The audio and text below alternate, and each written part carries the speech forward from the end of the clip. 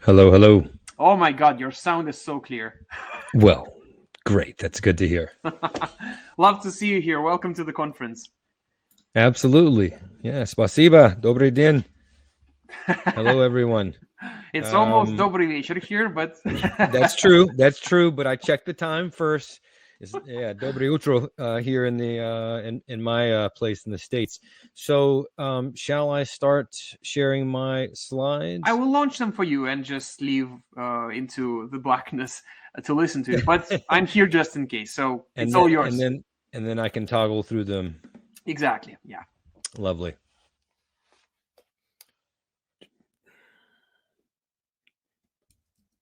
There we go. Okay. So, I'm very excited to be here. I appreciate everyone in attendance. Today, I want to talk about something that we all possess, the only unique thing that we possess, which is our story. That's the one thing in all of the world, all of the planet, that nobody else can have. However, in my opinion, we neglect it, we overlook it.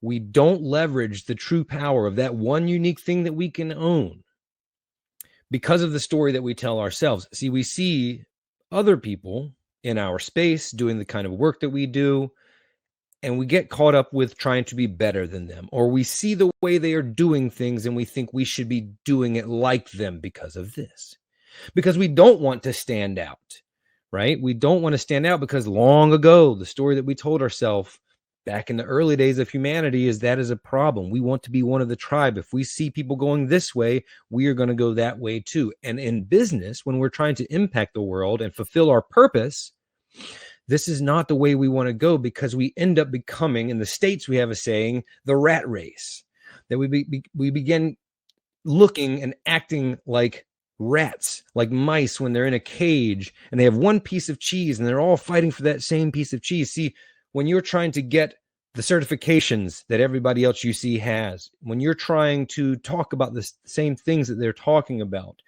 when you're trying to compete with them by doing what they're doing and copying them, we all look like rats trying to get the same piece of cheese. A comedian in the States, Lily Tomlin, said the trouble with the rat race is even if you win, you're still a rat. That's not what we want to do. And the way it looks like in business is the only way to differentiate yourself is by price, by racing to the bottom, scratching and clawing, trying to get whatever you can out of that, instead of being that one rat that separates themselves from the rat race and perhaps looks at a way out of the cage, a way to change the story. That's what we're going to talk about today. We're going to talk about the hidden story within you and how you can reveal that so that you can do work unlike anyone else, the way you're intended to.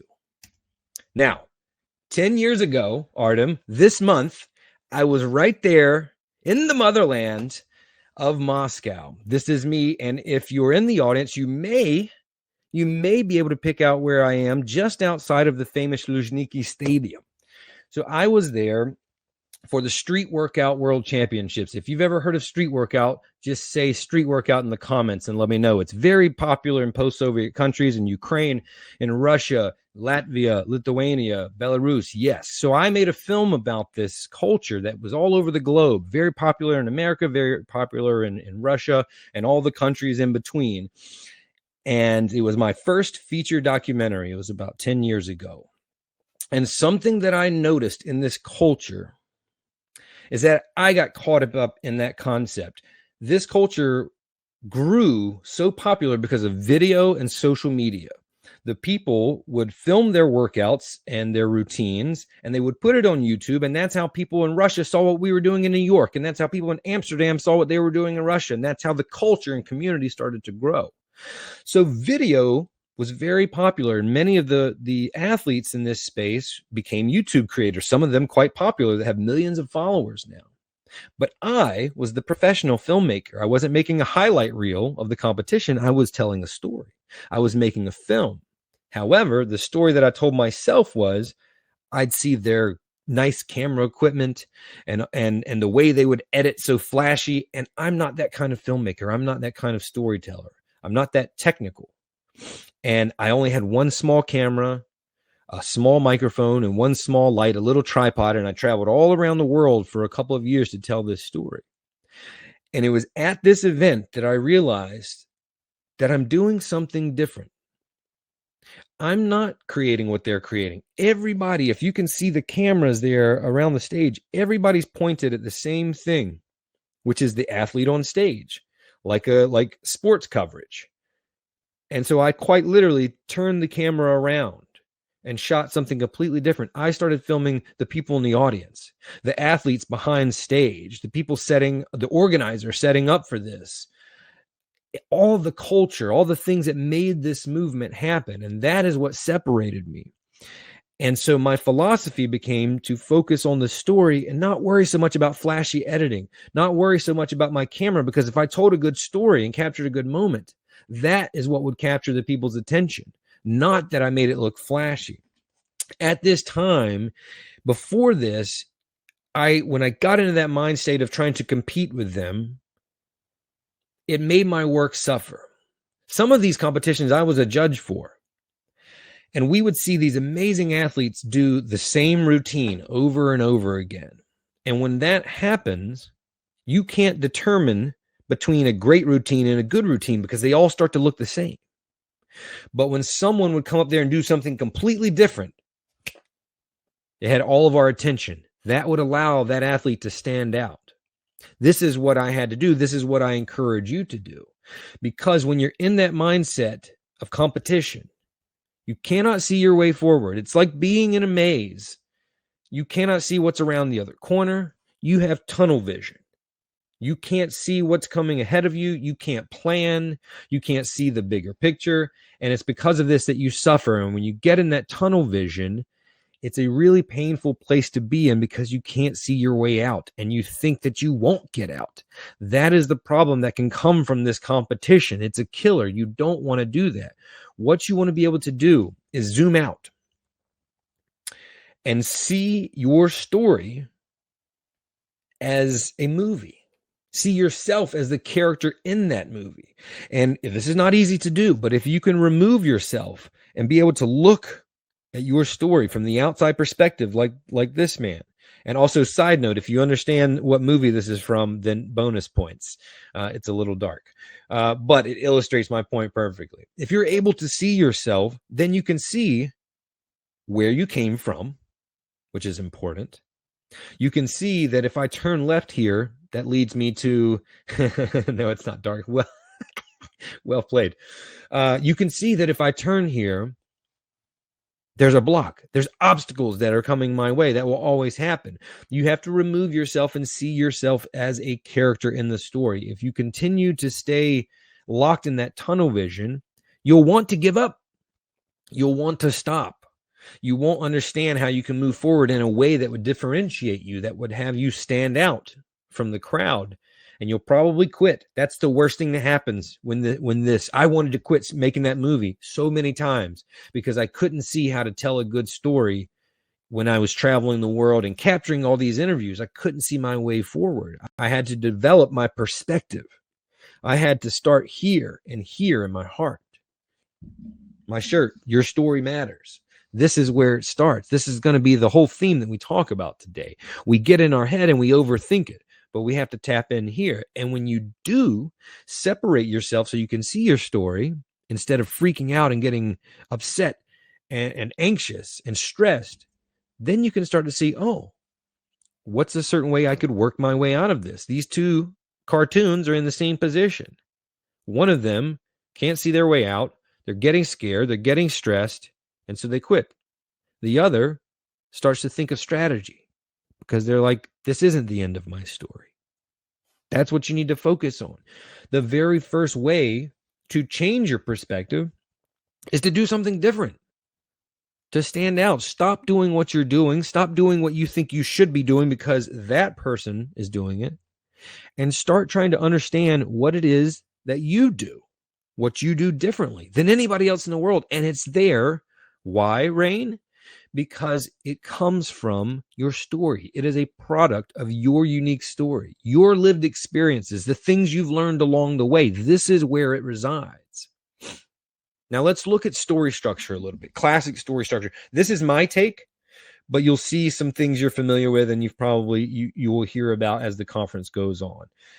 3-act structure, Aristotle style, beginning, middle, and end. We've got a normal world, the act 2, the journey, the trials and tribulations, rising action, whatever you want to call it. It's all the same thing.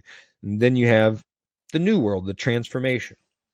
So the way I view stories there are 2 significant moments of change.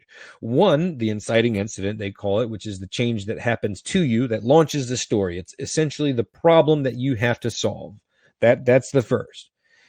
But the way you solve that problem after all the trials and tribulations and errors and mistakes and allies and mentors that you meet along the way, after that, you reach the climax, and the way you solve that problem is a change from within you.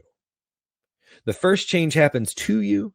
The second change happens within you. And that allows you to overcome the physical problem that was initiated in the inciting incident. Now, even though this is rising action, if you flip it, this is how we emotionally feel during that moment. We feel like we're in this pit, much like this person. You're stuck in a hole, a cave, a dark place. That's what it feels like.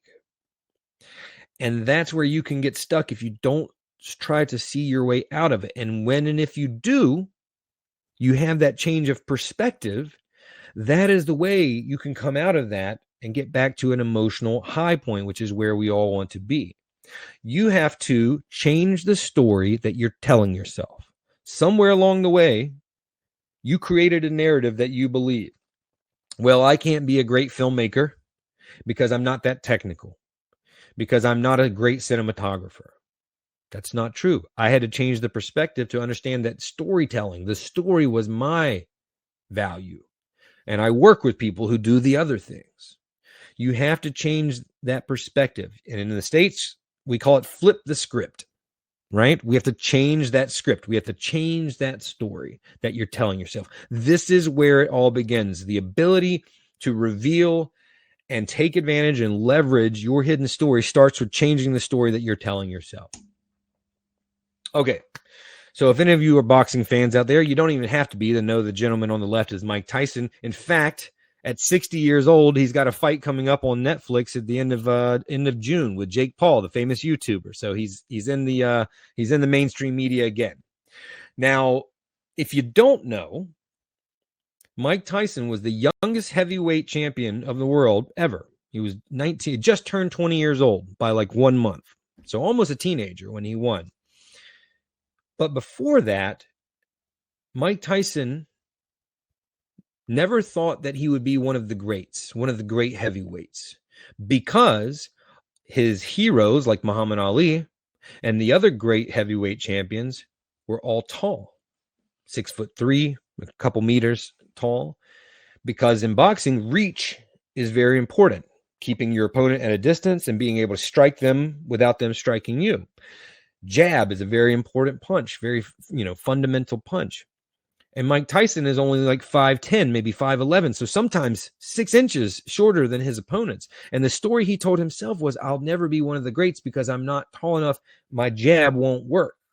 However, he and his mentor, Cus D'Amato, one of the best boxing managers and trainers of all time, developed a whole new style called peekaboo style, which is instead of standing upright and turned like this, nice and straight, it was down low with both hands here and moving a lot, bobbing his head. Sometimes he would drop down so low that his opponents couldn't even hit him because they were so tall, and he'd be under the punches and come up underneath them. Now, Mike Tyson was very powerful, but he was also very fast. But the punch that knocks people out more than any other punch is the one that they don't see, the hidden punch. And so Mike Tyson would slip underneath their jabs and be close to them and come up and throw his punches from unique angles, from where they couldn't see, from beside them, from under them. And that is what allowed him to become such a dominant force in the boxing world. That is what allowed him to become the youngest heavyweight champion of all time. And it never would have happened if he didn't change the way he looked at it. This became his superpower. What he thought was, in storytelling, we call it the tragic flaw, right? Like Achilles' heel. He thought this was his tragic flaw. I'll never be one of the greats because they all have this and I don't. But instead, when he changed his perspective and he flipped the script, it's the thing that made him different than anybody else. This is what we want to try to model. And when we get in that mind state, we think, I can't do what they're doing. I can't be a great filmmaker because nobody looks like me. They're not an ex-athlete that is not very technical. All the filmmakers that I see are great cinematographers. They're AV geniuses. And that's not me. They don't look like me. Right? But you have to start understanding what's the way you're supposed to approach the work that you do. There is a way. Again, it's within your story. Now, when I look back at my life, I was never deep into video and audio visual, like in terms of the technical aspects, but I've always been a storyteller. I've been writing stories since I was in first grade. I've been watching movies since I was younger than that. I understand how to connect with people's hearts. I am not a flashy visual director, and I never will be, and that's okay. Once you start understanding that, this concept of nobody looks like me, therefore I won't be great, turns into nobody out there looks like me. I'm doing something completely different. They'll never see me coming. Nobody can compete with me because nobody looks like me. It becomes a point of power instead of a point of pain. This is the power of your story. Once you can change the way you're looking at it, it becomes a point of powerful. It becomes your weapon, your tool, instead of your hindrance. This is what's so exciting to me. There's an exercise that I use to help people do this. It's very simple. 2 columns. You can try it now. You can try it later. Called flipping the script. You take that limiting belief, and we have a lot of them. It's not just one. And you list all of the limiting beliefs that you're telling yourself. Well, I can't be a great filmmaker because I'm not that technical. Well, I can't be a great heavyweight champion because I'm not tall enough. And then you reframe that thought. How can you look at that a different way? There was a time where I told myself, like, oh, I don't want to be a social media personality or a YouTuber because I don't want to be like a cheesy, influencer type of person. Where'd that come from? That came from insecurities and ego, thinking about what my friends might say if they would judge me. My friends don't pay my bills. They're not my clients. They're not the people I serve. Right? And in fact, I love being on camera. I love talking about it. If you can't tell, I'm extremely passionate about this. Why wouldn't I want to put my thoughts and ideas out there to the world via social media? Reframe that thought. I encourage you to sit down after this, later this week, next week, and do this exercise. It's so simple, but so profound. Most of the great effective things in life are. They're simple, but they're difficult because we make them difficult. We get in this fixed mindset versus a growth mindset. The fixed mindset tells you that there's one piece of cheese and 20 rats in this cage. I'm not going to get enough because there's a finite amount of resources. One piece of cheese. The growth mindset says, yeah, if you compete on that level, there's a finite amount of resources. If you understand how to go about it from a different angle, like Tyson, there are endless opportunities. Because I don't have competition. I don't have anyone fighting for this cheese because nobody can approach it the way that I do. Nobody has my experiences. They could be from the same place, the same age, the same race, have the same amount of money, but they haven't lived through the same things that I have. Their view on the world hasn't been shaped by the lessons that we've learned along the way. You have a unique perspective on this, on the work that you do in the world, but you'll never find it if you don't start listening to your heart. When these obstacles arise, when you feel like you're at that closed door of the maze, there's opportunity around. But again, you can't see it unless you remove yourself, unless you calm down and start to see that bigger picture, like the maze at the beginning of the presentation. There's always obstacles in the opportunity. There's always opportunities in the obstacles. Just like Mike Tyson, just like me as a filmmaker, there are ways that you can see the angle if you remove yourself. Now, I'm a father right now of 2 young children, and they both have loved this story. And if you're in Russia, you might not be familiar with this story, but I'll give you the quick version. If you're in America and you have kids, maybe you have. This is the little excavator. The little excavator is a construction equipment, a little tiny one. And he's trying to help the big construction equipment build a park in the middle of town.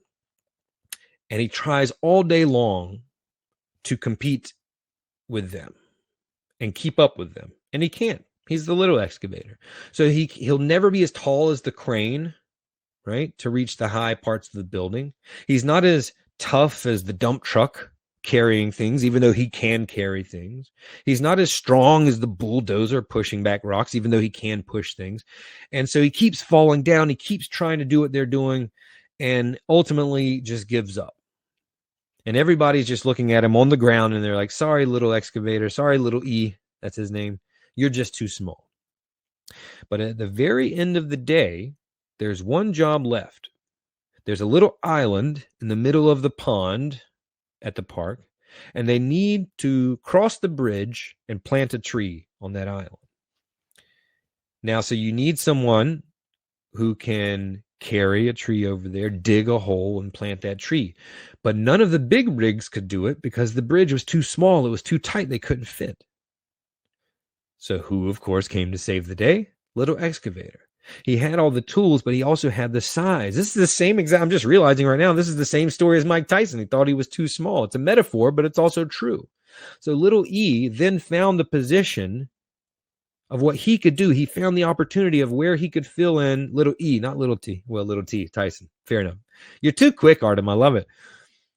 Little E found the opportunity. What he thought was an obstacle. I'll never be able to help the big rigs. I never will be able to contribute to building the parks and doing the construction until he found what he could do that no one else on the team could do. And now he's carved out a lane where there's no competition.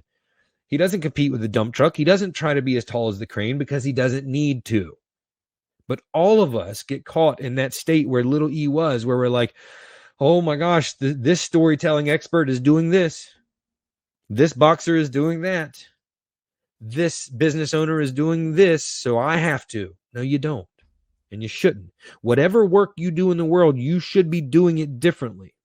And if you're not, you're doing it wrong. This is what we need to see. The change from within, right? That change of perspective is what we have to see. The only way you're going to resolve the issue is to have that change of perspective. Flipping the script.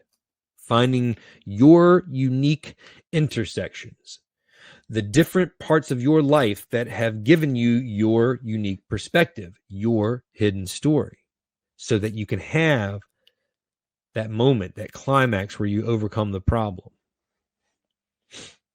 You're changed from within. We all have to have this moment in our hero's journey, in our story.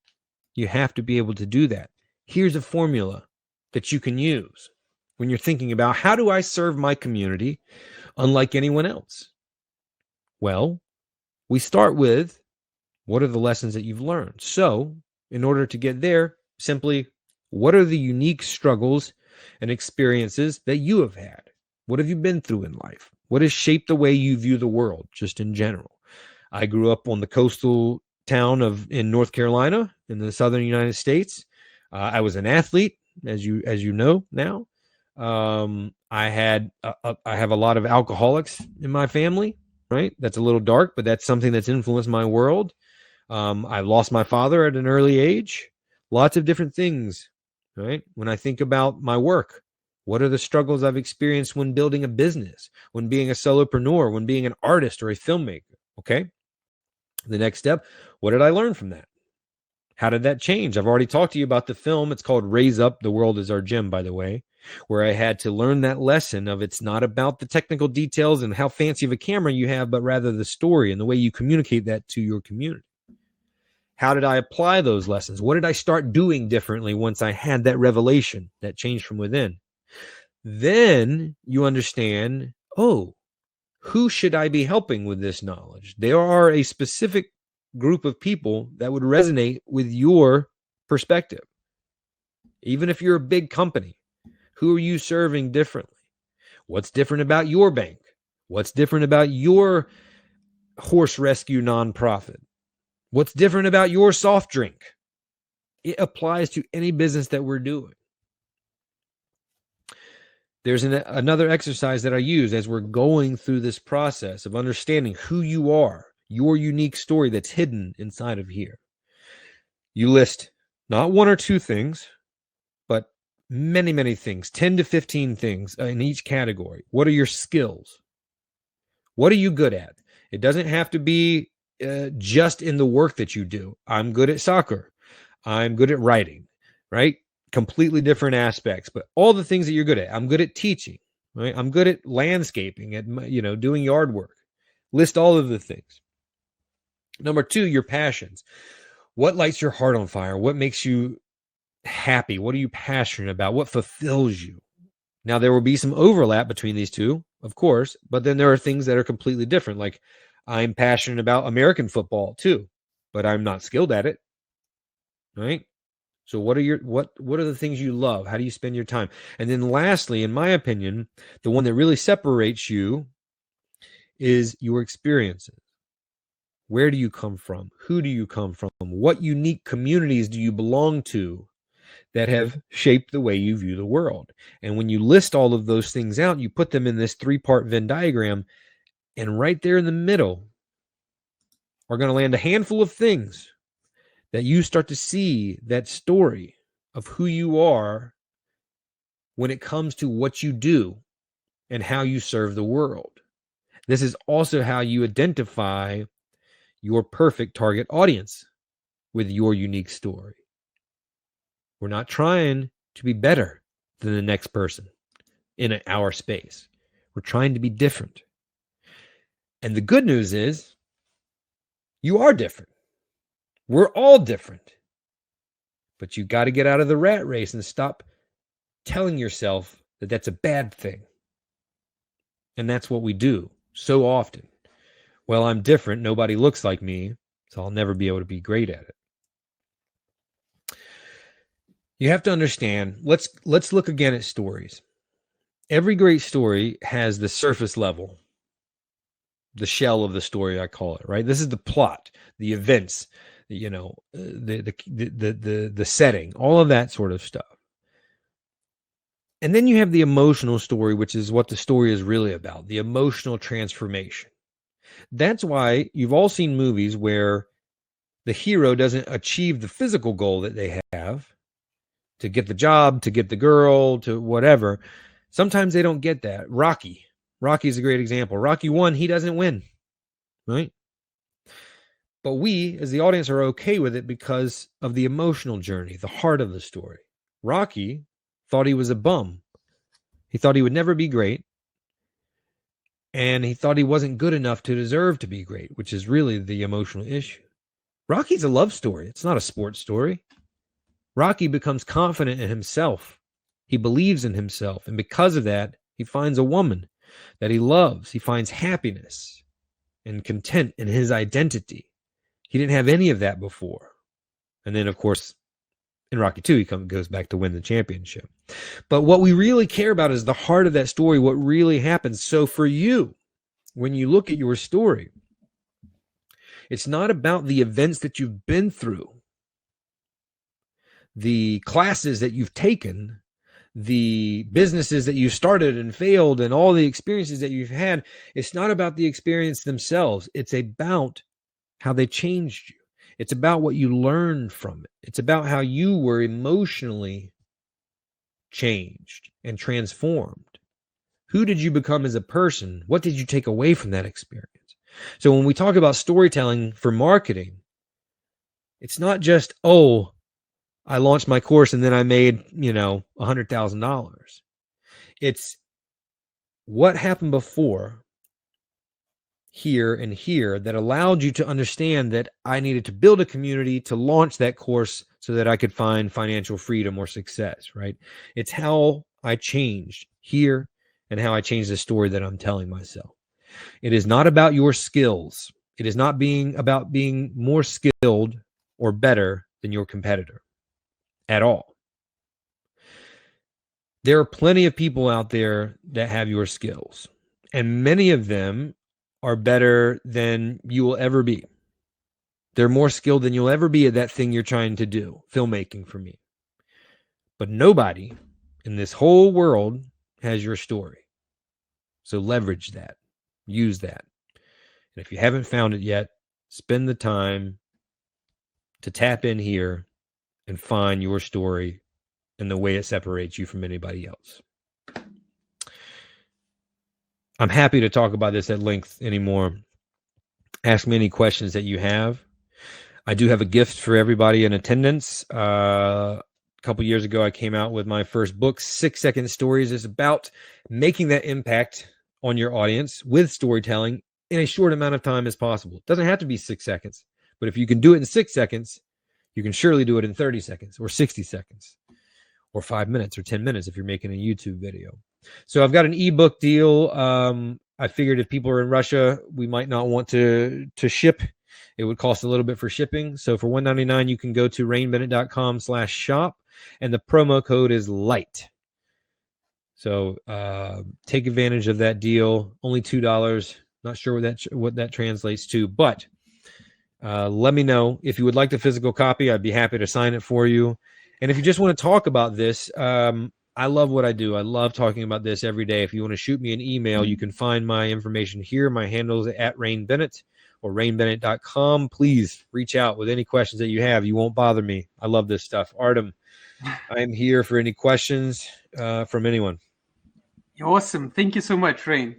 I love how your message is clear and specific. Just be yourself, and with several ways of doing that in the talk. Thank you so much for sharing. Be yourself, but understand how yourself helps other people specifically. Yes. Yeah, that's kind of linked to the concept of Ubuntu, which basically you become yourself when you're related and connected to others. Absolutely. Yeah. Awesome. Okay, while we're waiting for the questions, guys, don't forget we have a unique chance to ask our speakers since we are live. Here's one from me. I know that people are, well, at times scared of sharing their own story, but we probably discussed that a bit earlier, and you probably answered that a lot. But what if a person, and I've met some like these, shares his or her story, but when you listen to it, you suddenly realize that it's just, a list of what you just called the physical realm, and the person is very proud of what he's sharing, and he calls it the story, but it just doesn't land. How do you help this person see that there is this deeper emotional side you have to tap into? What you're talking about there, Artem, who you're talking about there, is someone that is telling their story for themselves only. And the problem with that is stories aren't inherently powerful. What's your favorite movie? Or a movie that you like? Well, or a book? Okay. I got the Cloud Atlas. Okay, Cloud Atlas. Cloud Atlas is not a good story or a powerful story or anything like that out by itself. It's kind of like the old philosophical question, if a tree falls in the woods, and does anyone hear? Cloud Atlas sitting on a shelf somewhere in DVD format is not good or powerful. It's only good because of its impact on you. Somebody else like me might not like it. So it's not powerful to me. So I say that to say the power of stories 100% lie in their ability to speak to and impact and move someone else. Your story has no power unless you have the right audience. So that person is only telling a story for themselves, and that won't work in the long run. It probably won't work in the short term, but sometimes people can get by for a little while with just talking about how great they are, because we have many other people out there that are desperate, that are in that maze, that tunnel vision, and they're grasping, they're the rat race, right? They're grasping for anything, for that tiny piece of cheese. And they have to go through their own journey to stop looking for people like that are just talking about their Lamborghinis and their money and how great they are. That's not power. That's desperation. That's scarcity. That's not abundance. That's not a growth mindset. And that's why it ultimately will fail. So to that person, if they really want to make a difference, they need to be thinking about, Why is this story important for you, for them, for the audience, for who they're telling it to? I guess that's easier said than done, because I've met some people who honestly believe that the physical facts from their stories matter more than the emotional side. Like, I The have been physical, at this job, etc. It's like, the physical, well, there's some reputation there, but it yeah, doesn't, like, the physical acts or physical events are products of the emotional journey. That's what they don't understand. They're not mutually exclusive, Artem. They're one and the same. That's why that last slide that I had, they're two sides of the same coin. They're the yin and the yang. They're the intellectual and the emotional. They're the heart and the head. So they're both relevant. But the surface level happened because of the emotional journey. And most of the time, people don't realize, sometimes they don't realize they went on an emotional journey. That's why I'm saying we have to zoom out and look at our story. Then we start to see, like, oh, that thing that happened when I was 12 actually led to this. It changed the way I view things so that I could become successful. Or my father taught me about this when I was young, and that was a mentor that helped me understand and view the world in a different way. Those are emotional transformations. It's not just up here, but make no mistake, it's not this or that. It's this. Got it. Perfect. I wish those people would hear you, because I do. Yeah. All right. While we are waiting for some more questions, I like how you touched on this exercise of surveying your life story for specific points, specific, especially this sacred flaws, how they call it. Tragic flaw. Yeah. Well, yeah. Oh, sorry. I guess they're synonymous. Tragic. I messed up the name. So, what do you say? Is there any risk to researching that on your own? And if so, like, maybe there are some repercussions that you tell your people you educate on that. Can you rephrase the question? Like, is there any... when you research your past for these moments, is there any? Is there a risk? I got it. Yeah. Yes. It's like therapy. So you have to be willing to go through challenges to do this. That rat in the cage that's looking for the way out instead of scrambling for the cheese, it's not going to be easy. It's not like the opportunity there is easy. You have to be willing to do the work.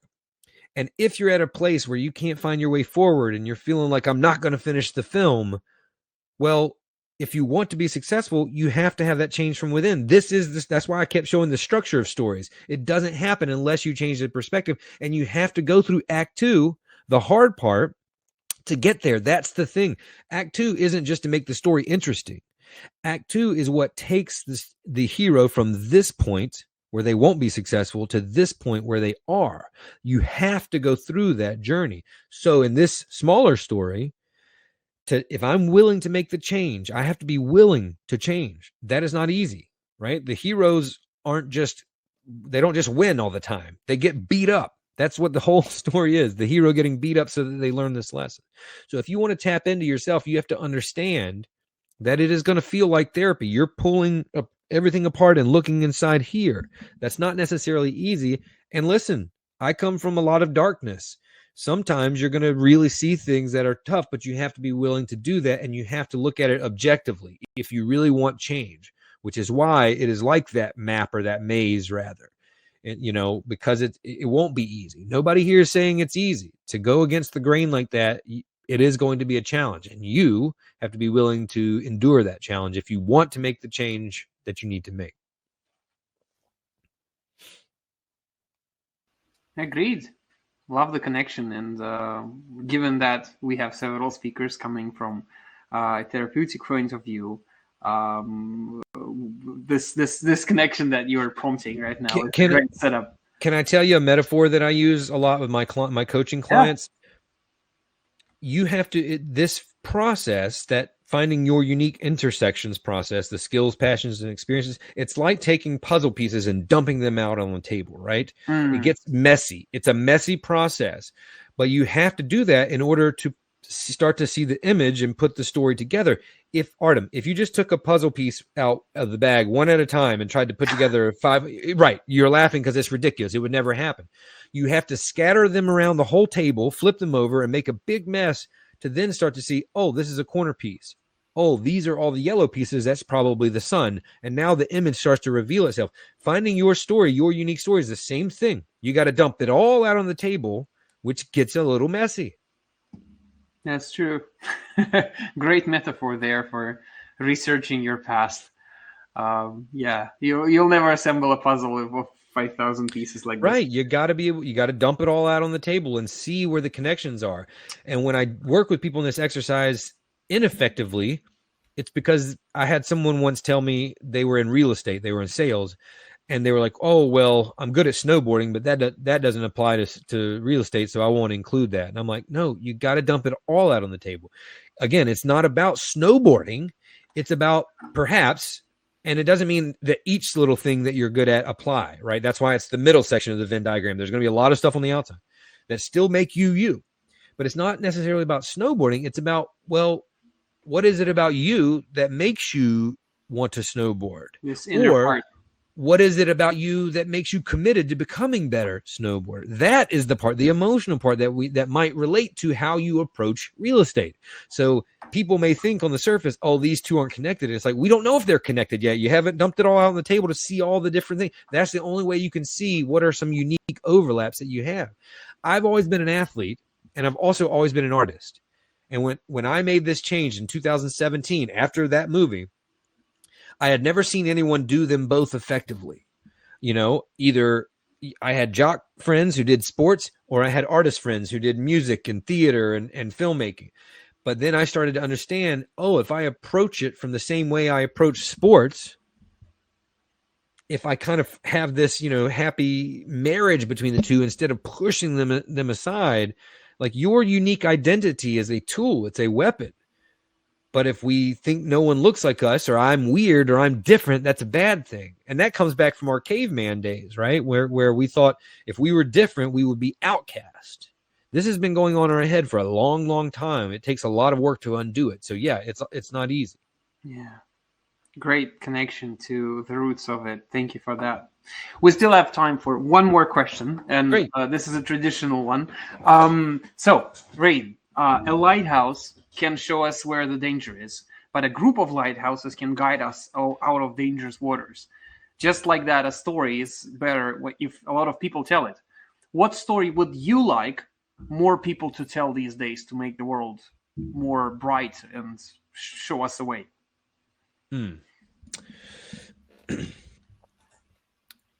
The thing I like about that analogy or that metaphor is the importance of connection, the importance of those lighthouses being connected like a chain so that you can make that journey. This applies right to my talk. So many of us are worried about, I'm taking this from Seth Godin, the marketing expert. So many people get caught up worrying about collecting dots. And that's the thing at the beginning about trying to be better, right? Collecting dots. When it's really about connecting dots. Connecting yourself, but also connecting with others. And I feel like the time that we're in, it's very challenging. A lot of people are scared. A lot of change is happening. And connecting and collaborating as humans, I think, is very, very important. Finding your communities and finding your connections is very, very important, because that's the way we see the light to see our way out of whatever struggles we're going through. Things right now, technology, I don't want to paint it as the bad guy, but things have us feeling very disconnected. COVID did a lot of this too. We feel very isolated, and the strength of humanity is in connection. That's what made us strong to begin with. And I fear that we might be losing that, and that scares me, because that's the way we see our way forward, is through collaborating with other humans, connecting with them. So I would like to see more stories in whatever culture, subculture, or experience that we're focused on letting people know that I see you, I understand you, I hear you. Once that connection is established, then we start to see the opportunities for collaboration and for growth together as a culture, as a community, as a society. But you have to connect first, and stories are the most effective way to do that. And an even more effective way to do it is do it yourself by coming to this conference and connecting. Yes. Thank you so much, Rain. It was lovely. Guys, let's give Rain some fire in our on our conference. And everybody clap in their own homes. Yeah. But listen, for Carol, Medina, Atonia, maybe anybody else that wants to message me with questions that we didn't get to, please do. I'm available. I love you all. I appreciate your time, and appreciate you, Artem, for putting this all together. What an impressive job you've done, my friend. Thank you so much. Please feel free to stay and connect to the rest of the talks. We'll be moving forward. And our next speaker for the night